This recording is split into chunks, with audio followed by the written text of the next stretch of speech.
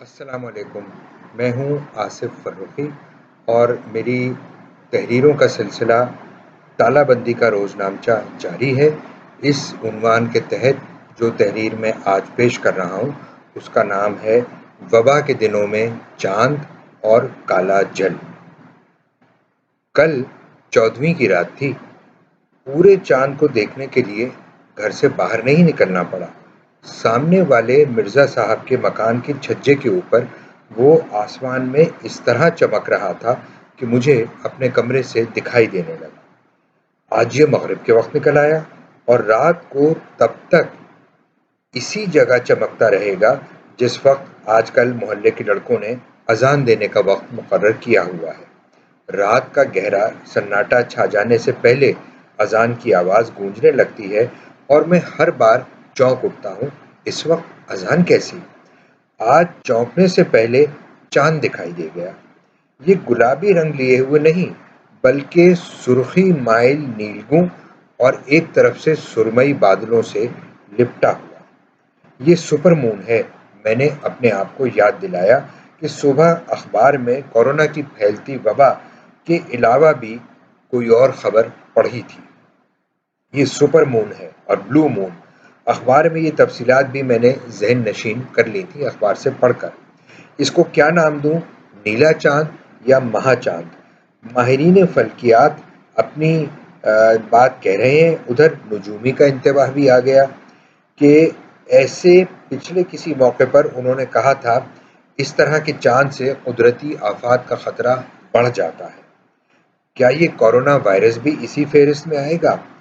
میں اس بات پر زیادہ غور نہیں کرتا کیونکہ میں چاند کو دیکھے جا رہا ہوں، گول ابھرواں اور اس کے اطراف میں باریک صفوف جیسا اجالا۔ جہاں چاند ہے وہاں آسمان بھی روشن ہے۔ کھڑکی کے سامنے کھڑے کھڑے ٹانگیں جواب دینے لگتی ہیں تو اندر آ جاتا ہوں۔ آج شب برات ہے اور میں قبرستان نہیں جا سکا۔ ان دنوں جو تالہ بندی جاری ہے اس کے لیے خاص طور پر سرکاری ہدایات آ گئی تھیں کہ لوگ قبرستان کا رخ نہ کریں، گھر پر ہی فاتحہ پڑھ لیں۔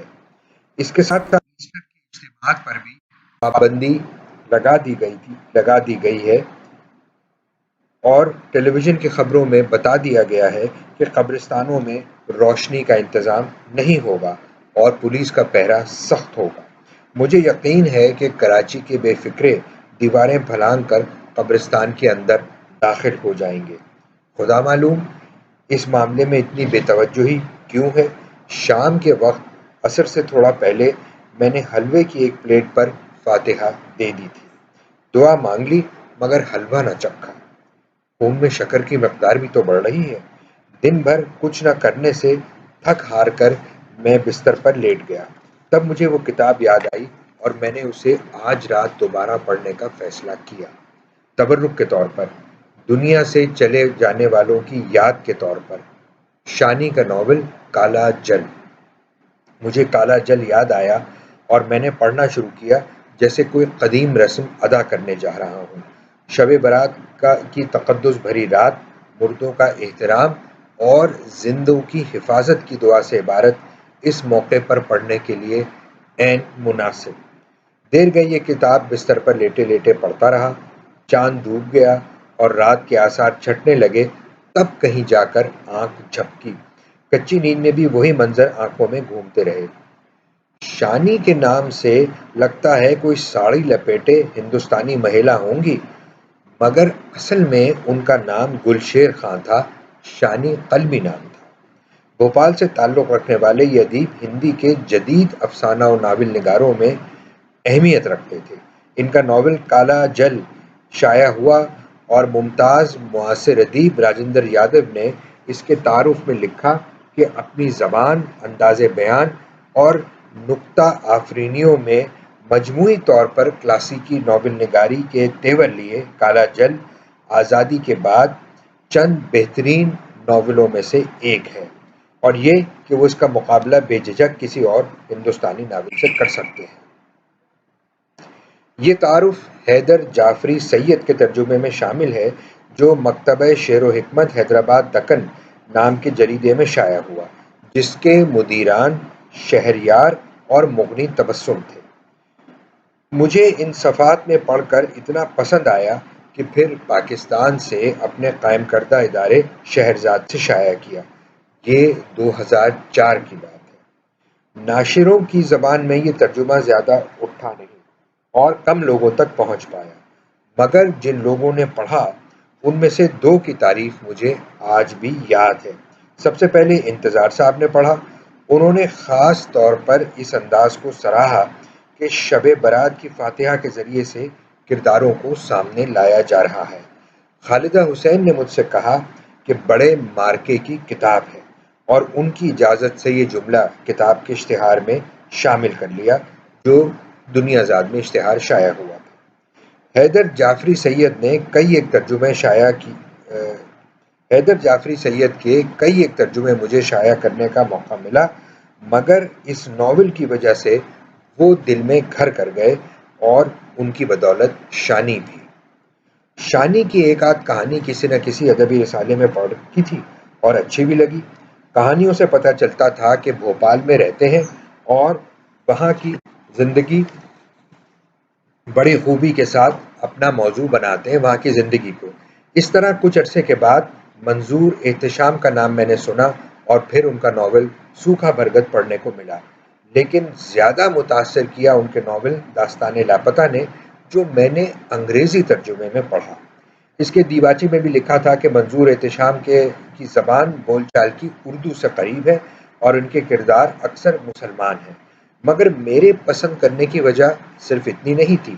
شہر کے گلی محلوں میں کھوئے ہوئے لوگوں، ادھورے کرداروں اور آدمی کی پرچھائی کو سورج ڈھلنے سے پہلے تھام لینے کی لگن اچھی لگی کہ اس طرح کے بھرپور زندگی کے رس جس میں ڈوبے ہوئے مرقع پڑھنے کو کم ملتے ہیں۔ اچھا ناول تو کسی وقت بھی اچھا لگ سکتا ہے، مگر کالا جل شب برات میں پڑھنا بالکل فطری معلوم ہوا کہ اسی ایک رات اور اس میں ادا کی جانے والی رسوم سے ناول کا تانا بانا ابھرتا ہے، تو پھر کرداروں کی اور ان کے ساتھ اس پورے علاقے کی زندگی کو سمیٹ لیتا ہے۔ شام کے اندھیرے، محلے کی آوازیں، سائے اور بدبو کے بیان سے شروع ہوتا ہے یہ ناول، اور اپنے ساتھ لے کر چل پڑتا ہے۔ اسی بیچ میں دھیرے سے یہ احساس آتا ہے۔ ان کا رومال سے ڈھکا سر دیکھ کر یقین ہو گیا کہ قاسم بھائی فاتحہ دینے کے لیے گھر جا رہے ہیں۔ آج شب برات ہے اور اپنی بیگانی روحیں گھر کی دہلیز پر منتظر ہوں گی۔ کون سی روحیں؟ کیسا انتظار؟ یہ ناول کی دہلیز ہے اور یہاں بہت سے لوگ منتظر موجود ہیں۔ پھر ناول میں چھوٹی پھوپھی کا ذکر آتا ہے، اور چھوٹی پھوپھی یہ بات کرتی ہیں کہ یہ توجہ کرنے کا بیش قیمت موقع ہے جب جنت کے دروازے کھل جائیں گے اور ایک رات کی عبادت کئی 100 برس کے سجدوں کے برابر ہوتی ہے۔ چھوٹی پھوپھی پھر اودان منگاتی ہیں اور ایک فہرست کسی پرانی پیٹی سے نکلواتی ہیں جس میں اول سے آخر تک خاندان کے سارے مرحومین کے نام درج ہیں۔ بہت پرانے کاغذ پر دھندلی سیاہی میں پھوپھا کی تحریر میں صاف صاف پہچانا جاتا ہے سب کے نام تھے۔ پھر ناول کا اقتباس پڑھتا ہوں۔ زمانے سے چلے آ رہے عقیدے اور ایمان کے مطابق میں نے تصور کیا کہ پھوپھا سمیت اور سارے گزرے ہوئے لوگوں کی روحیں آج اس گھر کے گوشے گوشے میں اتر کر فاتحہ کا انتظار کر رہی ہیں، لیکن ان کے نام پر لوبان چھوڑنے والا محسن آج شب برات بھی گھر پر نہیں ہے۔ یوں شب برات سے بنا ہے اس ناول کا ڈھانچہ۔ روحیں ایک ایک کر کے سامنے آتی ہیں، ان کا احوال ایک قصے کے طور پر ہم سنتے ہیں، اور یہ جب قصہ بیان ہو جاتا ہے تو پھر ان کے لیے دعا، جیسے دوسرے باب کے آخر میں آیا ہے کہ آیت ختم کرتے ہوئے میں نے منہ پر ہاتھ پھیر لیا اور دعا کی کہ اے پروردگار اس فاتحہ کا ثواب مرزا کرامت بیگ کی روح کو بخش دے۔ وہی مرزا صاحب جن کا دم نکلنے اور روح تن سے جدا ہوتے ہم نے ابھی چند لمحوں پہلے دیکھی تھی۔ پرانے کرداروں کی روحیں آتی ہیں اور اس بخشش کی دعا کروا کے رخصت ہوتی ہیں، مگر ان روحوں کی وجہ سے ناول آسیبی معلوم نہیں ہوتا۔ اس پر نحوست اور بددعا کا سایہ ہے تو زندہ لوگوں کی وجہ سے، جو ایک دوسرے کے ساتھ بہت گتھے ہوئے، کہیں جائز کہیں ناجائز رشتوں میں بندھے ہیں، اس حد تک پراسرار اور ناقابل یقین معلوم ہونے لگتے ہیں۔ یہ بدروحیں کون سی شب برات کی دعا کے بعد پیچھا چھوڑیں گی؟ ان سے چھٹکارا پانا بھلا کہاں ممکن ہے؟ شاید کہیں نہیں۔ اسی لیے ناول کے عنوان میں وہ بند پانی رکا ہوا ہے، جو اب خراب ہو کر بو دینے لگا ہے اور بدرنگ ہو گیا ہے۔ یہ وہی کالا جل ہے جو لاطینی امریکہ کے بے مثال ادیب کارلوس فوئنتیس کے ناول آب سوختہ یا برنڈ واٹر کی یاد دلاتا ہے۔ اب پانی سوختہ کیسے ہو سکتا ہے؟ اسی طرح جیسے کالا ہو سکتا ہے۔